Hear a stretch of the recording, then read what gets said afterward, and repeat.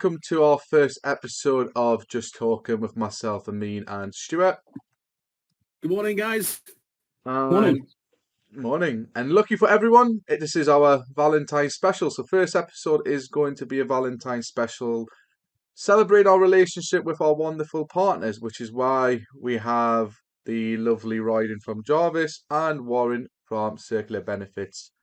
I will give you guys obviously a chance to talk a bit about yourselves, but just a bit of a quick overview. Obviously, Royden, you guys are cover obviously pensions for the for the umbrella and the temporary space, and obviously Warren, you guys provide the employee benefits scheme, which we obviously use ourselves as well at J, which is great.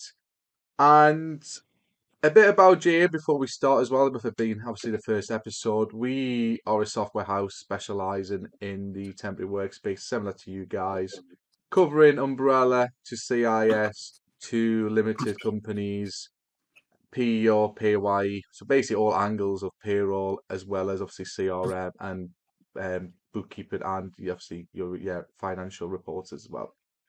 So less about us, as this it is a Valentine special, and more about you guys. So all I want is just a bit of quick introduction about yourselves, who you are, and what your business offers. So we'll start with you, Royden.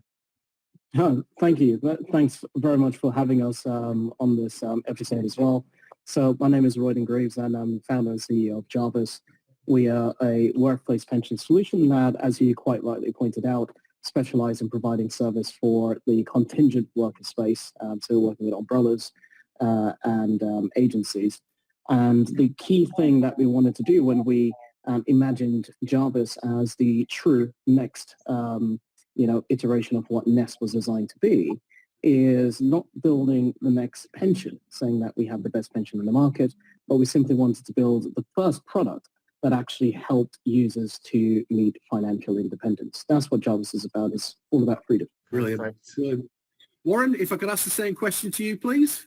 Yeah, absolutely. I echo Royden's thanks as well. Thanks for having us on the call. I'm Warren, co-founder and director at Circular Benefits. We provide a cost-effective, really easy to execute benefits platform to the sort of contractor, corporate and membership segments of the market. We identified a while back now that there've been a small number of dominant players in the space, and things had stagnated a little bit, so we just wanted to bring something different to market and try and drive some additional value with contingent workforces. Moving on, guys. Why did you guys choose to partner with JA? Royden, if I can ask you first. Well, you're a firm that is held in extremely high regard amongst umbrellas and some of the other firms that you serve.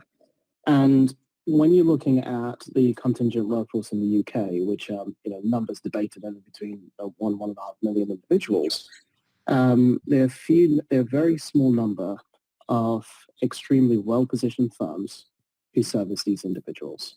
Payroll stands at the epicenter of all financial interactions for these workers.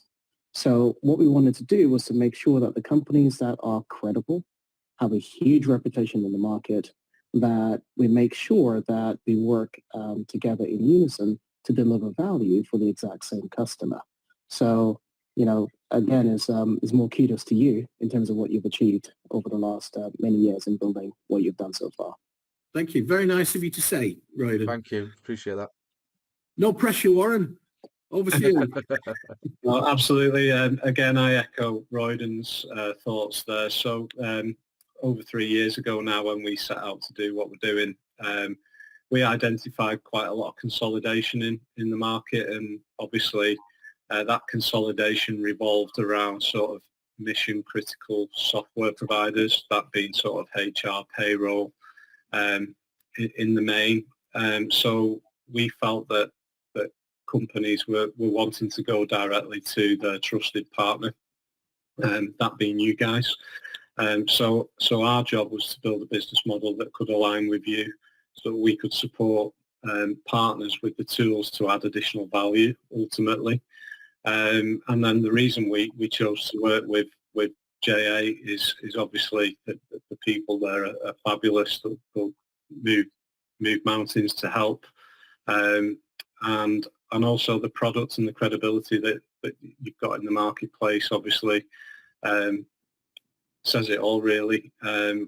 We want to be aligned with quality companies and companies that have the right values. So yeah, here we are with JA.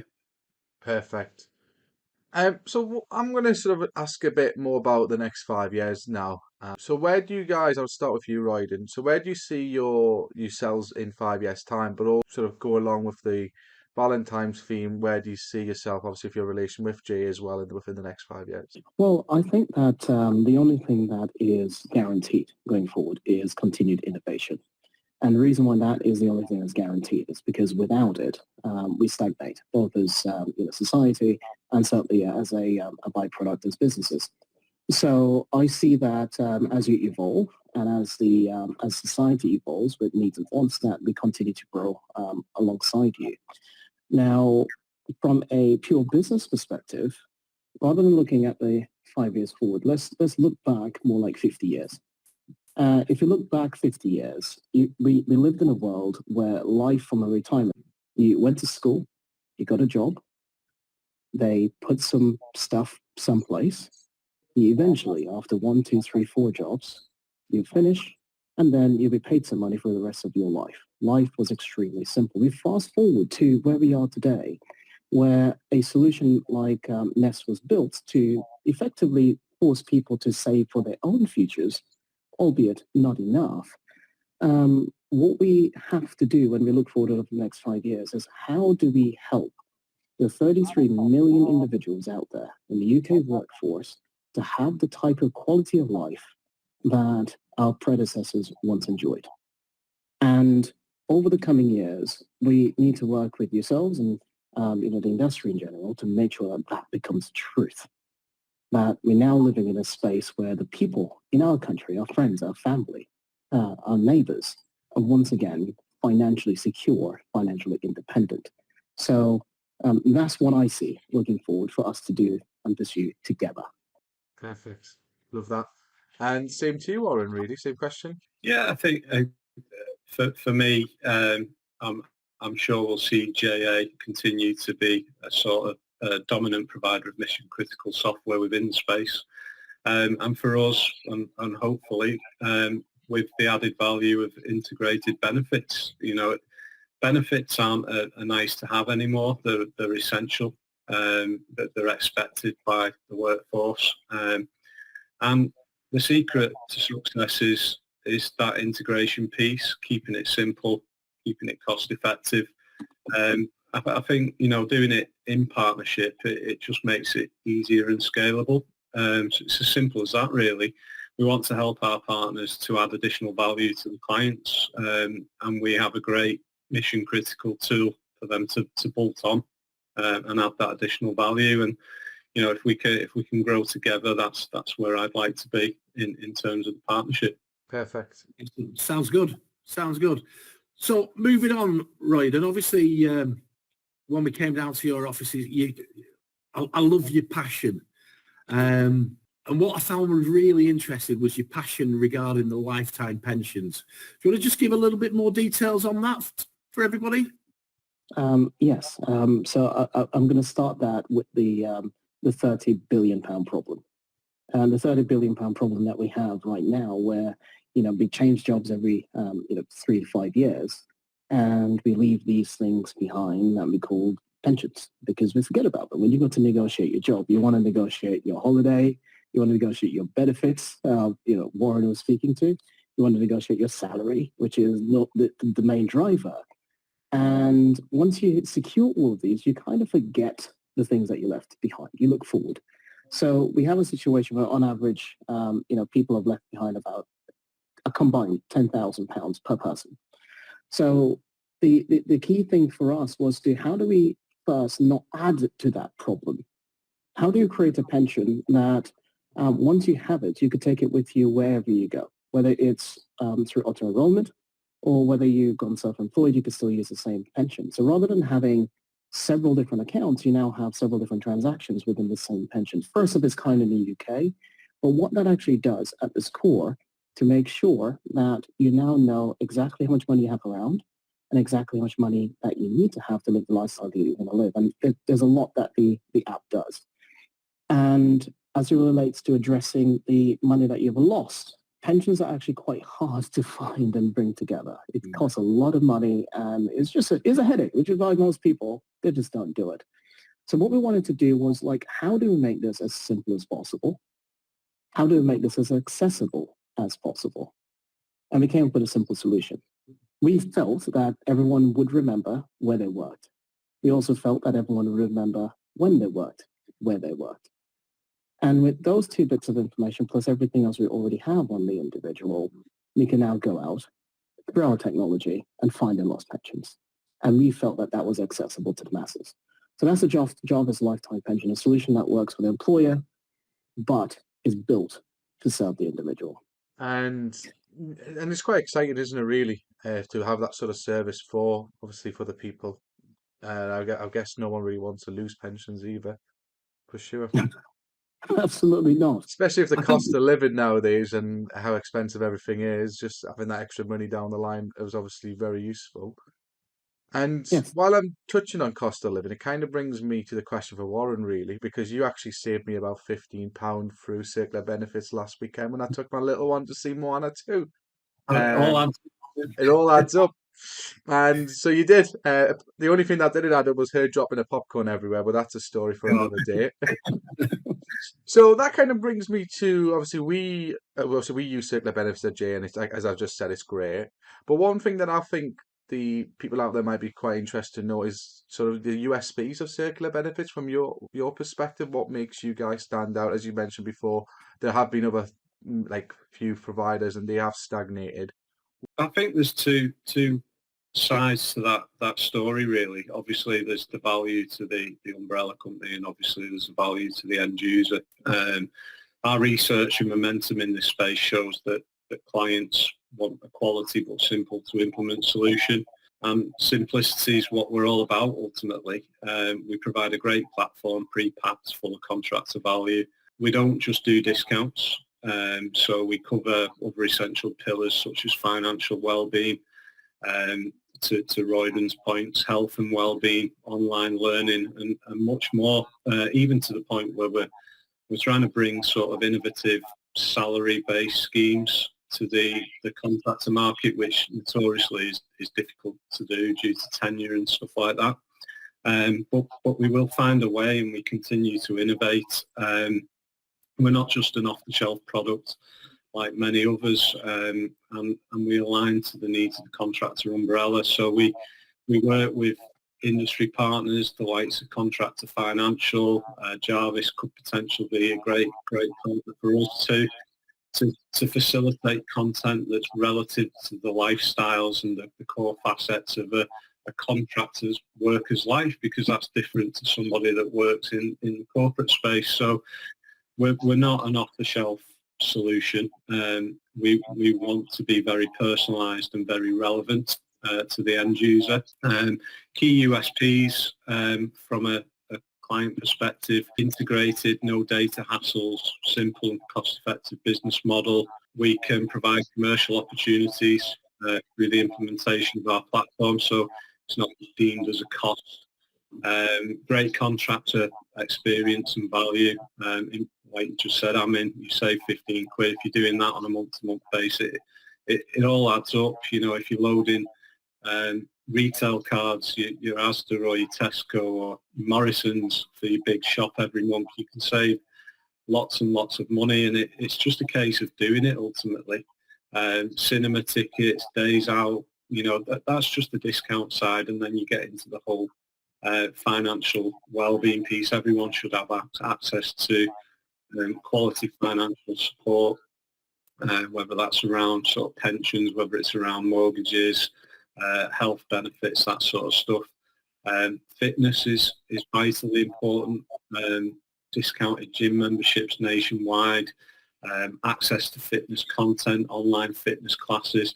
You know, the list goes on, and what we're trying to do is sort of align to the core facets of people's lives. So if you think about what's important in people's lives, you've got, you know, the family, their income, their income, the money, the home, the car, you know, the mobile phone. These things are core facets of their lives, and if we can support them and help them to get more out of those areas, that's what we want to do. So yeah, we're trying to avoid being an off-the-shelf solution and trying to bring completely relevant content that's just a lot easier to implement for the providers. Sounds good. Perfect. So and the next bit's going to be a little bit more fun. And we're going to start it off with some of the fun facts you guys give us. And I'm not going to lie, they were really interesting and we love them. So me and Stuart have pinpointed one each. I'm going to start with you, Royden. So you once admitted to frying raw rice at university until your friends came to your rescue and helped you sort of salvage that. So on the back of that fun fact, I'm sort of curious to know, how is your rice cooking skills now? And is your signature dish included rice or not? Firstly, I thought that was going to be just some information between the two of us. It's the great thing about that meal is that the story stood the test of time. So I'll actually argue that is one of the best meals I've ever done from a story perspective. But yeah, it was. I took the name a bit too literally. That's where it all went wrong. I took it a bit too literally. In terms of my cooking skills since then, they've improved a bit. So one of my favorite things that I've done some years back, my wife bought me a cooking course. Again, a little bit of a hint there. And during that course, I learned to make, like ice cream, like tagine, tartine. I could make a signature dish that looks like I'm a boss chef, but it's the only one. Why is it? So it's I could do ginger crumble. I could do a lemon sorbet. I'll serve it with a Thai stewed pineapple with cinnamon, and then it'll be a vegetable tagine from Maine, and the starter will be a pear tartine. Well, now I know what I'm expecting on the next episode. We do come dine with me with Amin, Stuart, Warren and Royden. Well, I think you'll love to see how the chicory marmalade is made, as well as the vegetable stock made from scratch. So, wow. But that's the only thing. Love it. Just in your defence, Royden, to help you out here, I still would not know how to do fried rice. Dude, you need to boil it. You have to actually cook the rice. I get those microwave pouches that you put in the microwave for 2 minutes. Yeah, that's more my style, Stuart. Yeah, must be a northern thing, that, Warren. No. Wait. What you guys are talking about is not your inability to cook rice. You're talking about your ability to be efficient with eating rice. Do you know what? Persian rice can take so long to cook as well. Like, it can take about an hour and a half to cook because there's so many steps. But you can actually get Persian rice cookers, and my mum's got one, so I might have to steal that because I'm the same as Warren and Stuart. 2 minutes in the microwave. Yeah, the old thing you bring. It works, man. It works. So now everyone knows about my misstep. It's all a learning curve. So Warren, coming to you, obviously you've lived in some pretty incredible places. Quite a few are on my bucket list, I hasten to add. But what's been your favourite and why? I'd have to say Manly in Sydney. I thought you were going to say St Helens, Merseyside. Well, I'm back here now, aren't I? But, yeah, Manly in Sydney's got a special place in my heart. I stayed there for a few years overall, in and out. And just maybe it was the time of my life, really, when I was able to have a great time. I wasn't limited by little ones running around and stuff like that. But I just thought the balance was right. Worked hard, played hard. Obviously, the climate's great. So yeah, just had 2 fantastic years over there. I've got family over there as well, which helps. But that said, it's good to be back on building a family. Got a young family here now, and of course, Yeah, no, we had a great time over there, and I've been back since, on holidays and to see family and things like that. But yeah, I think we've settled now. That's for sure. Yeah. So no Circular Benefits Australia then yet? Never say never. I think that's part of the future of benefits. To be fair, borderless benefits is going to be a big part of the strategy moving forward. So yeah, never say never. And if they need someone to set it up over there, then maybe I might be the candidate. But we'll see if my wife lets me. So we've got Come Down With Me and now Place in the Sun. Place in the Sun, yeah, sounds good. Got some cracking episodes coming up. As long as Dion Dublin doesn't just appear out of nowhere, we're doing House under the Hammer next. Yeah. So, just to keep with the theme, obviously, of Valentines and partnerships, what I'm going to do now is do a bit of 20 questions speed dating, this or that. Learn a bit more about you guys. So, I'm going to ask the same question. Royden, you go first. Warren, you go second. And then I'll ask the question after that. And you may get some interruption from me and Stuart in the middle. So, start off with the first bit. Would you rather be an early bird or a night? Jeez. Okay. I'll have to go with the night owl, because when you look through life, most of the fun stuff they happen at night. True. That's a good point. Yeah, I'm definitely an early bird. Not so much by choice these days, but yeah, no, I've always been an early bird. But yeah, I do like a late night when there's a bit of fun involved as well, obviously. Brilliant. Perfect.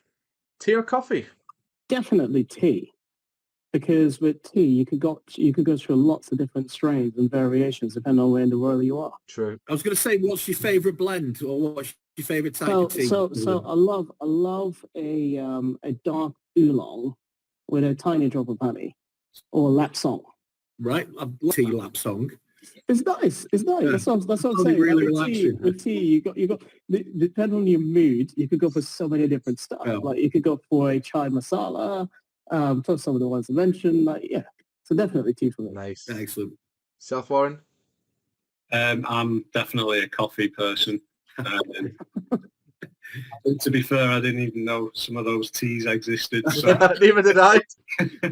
So Warren, are you a Starbucks, Costa or Nero man? It's a good question, actually. I used to be Costa. It was purely because when I went to the gym, I used to go out and go for a Costa, do my emails and things before I started work. But when that finished, the nearest venue was a Starbucks, and suddenly I don't like Costa as much as I like Starbucks. So I think it's kind of what you get used to, really. Yeah. I definitely think, and this is subjective, obviously, I think Starbucks is tastier, but... Yeah. Well, for me, I love Starbucks, but it's for the simple reason standing there laughing at names that get pronounced and then on the cups. My favourite one has been ramen. So, when it comes to work, calls or emails? Phone calls. Agreed. I think they're more efficient, personally. Agreed. Yeah, I like phone calls. Better for building relationships. Obviously, you get the tone of voice in there. But yeah, I obviously don't mind emails either. So Yeah, I'm with the calls on that one, definitely. Same. It's just more human, isn't it? And you can obviously read someone's voice a lot better than the tone on an email. Yeah. So, this is the one where me and Stuart don't agree on. Would you rather be famous for your work or super rich but unknown forever? I would say that comes down to your perception of legacy and your perception of what is reality. Because if you believe that your role is to leave a positive mark on a future that you don't yet see or know about, then you need to actually let the work be the thing that takes charge and takes lead to add value to another line of generations that don't even know about you. So it's just the other day in the portrait gallery, I learned about Ada, and her love for machines and mathematics, and created the first concepts of a difference machine. Now that's at the foundation of some of the things that we're talking about today with the latest bits of technology. So although most of us don't know who that individual is and the other individuals that survived that time, we know about the impact that they've had for centuries to follow. So if you're looking from that standpoint, that'll be my view. But having cash today is always good fun, right? Both, if we can be. I'd like to be famous for my work and make a bit of money out of it as well. But no, I think in all seriousness, you've got to be passionate about your work to deliver results and make a difference. And I think sort of the money side of it will take care of itself ultimately. So yeah, I mean, I love work. I love everything to do with business. I spend a lot of time supporting early stage founders build businesses, and I get a great deal of pleasure out of it. And hopefully at some point that'll pay off. So yeah, they're both important, aren't they? We don't do it for nothing, but you've got to enjoy the journey as well as the end result. Definitely. Love that. Actually, love both of them answers, guys. So this kind of makes my next question. But hang on. Before you go on to your next question, you started this question by saying the two of you didn't agree. Yeah. But you didn't say what side the side. Right, okay, so... This is coming back to Royden and the rice dish, isn't it? He's getting well, personally, I'm on the fence if I'll want to be remembered for a legacy, and money is irrelevant in that scenario. So I'd rather be famous for my work than super rich and unknown, because I'm more about being remembered and legacy. Whereas I think, Stuart, you did say you'd rather be unknown and super rich. My fine, right? if I had all the tea in China, I'm not going back to the sea, I would quite happily go and get a cabin in the middle of the woods with no internet at the side of a lake, and that would be perfect for me. I love that. Fine. Sorry, Amin. That's right. 2 more to go before we get back to Valentine's. We're on speed dating, mate. So I can click my fingers, Royden, and give you a special power. You can either learn to fly or be invisible. Easy. Flight. Flight for me represents freedom. Freedom is at the core of everything I do in life, from work to personal life. Yeah, that is it. The whole mission that I'm on now is about freedom, just at scale. Cool. Yeah. Yourself, Warren? Oh, I think I'd like to hide sometimes. I think a physical cloak might be helpful at times. Just with being so busy at the moment and trying to stay focused. I think sometimes you need to find your own little place, don't you, and just get on with what's a priority. But yeah, obviously being able to fly would be awesome as well. Perfect. Final question. I'm outside in a taxi. I'm taken to the airport. Do you want to go on a beach holiday or a city break? Depends on how long. As long as you like. If you're talking, as long as I like city, you only got so much sand. I'm born around sand in the Caribbean, so I had a long period of my life where I was effectively on beach or very close. So definitely city. Cool. You can explore more. You can do more. Cool. Yeah, I'm 100% beach holiday with the family, although I'm not a massive fan of the beach, to be honest. Sam gets on my nerves, but yeah, a nice summer holiday around the pool and is great for me. Brilliant. So for the next few, we're going to quickly go back to the Valentine's theme. So quickly, flowers or chocolate, Royden? Chocolate. Warren? Chocolate all day long. Red roses or blue violets, and I've never known as blue violets as a Valentine gift. Royden? I'm going to go with that one. You didn't know about blue violets. Okay. Yeah, red roses for me. Excellent. Fancy dinner or home cooked meal? Depends on who's cooking. From wife's cooking, home cooked meal. Me, restaurant. I echo that as well. Okay, no problem. And weekend getaway or a staycation? Weekend getaway. Weekend getaway. Cool. The last one we've got is, what would be your perfect Valentine's date? And do you actually have any Valentine's plans? So I do. Childcare is complex. So what I've actually got planned is a really, really nice bag that my wife loves, and this plant, and then found this macaroon shop in the arcade in Piccadilly. So I can get some of them, put them in the bag. Not sure what I'm going to do with the planters yet. And there was one more thing that I wanted to get, and then probably going to cook a meal. Excellent. I haven't liked Thanks. Put me to shame there. nice. No, we've sadly we've got two young kids, and they both got chicken pox at the moment. Oh, no.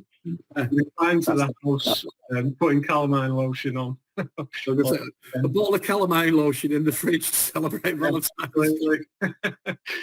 No, but presents-wise, we've just sort of decided to book some trips throughout the year. That's what we've gone with this time round. Yeah, I need to tell you guys, Valentine's Day is also my wedding anniversary, so I killed two birds with one stone. And I'm jet setting off to Scarborough tomorrow for 2 weeks, two nights in a little Airbnb with the wife and the two Staffordshire Bull Terriers. Awesome. So I'll be on the beach, and it looks as though I'm going to be getting wet on the beach. But hey ho, I'm sure you'll have a great time, Stuart. Yeah, definitely. So guys, I'd like to thank you both for attending. It's been really, really good. We at GAA, we're passionate about partnerships. Partnerships are crucial for growth, but also it's not just, you've got to make sure that you're partnering with the right organisations and the right people. It gives us credibility and helps create a stronger brand, but also the right partnerships have enabled us to develop the GAA offering, basically helping us to give our clients the best customer experience. And for that, I thank you both for partnering with GAA, and I hope you both have an absolutely lovely weekend, and we'll speak soon. Thanks, Thanks, guys. guys. So much. Thank you. Thanks, Amin. Thank you. Nice to meet you, Ron. Pleasure. See you later.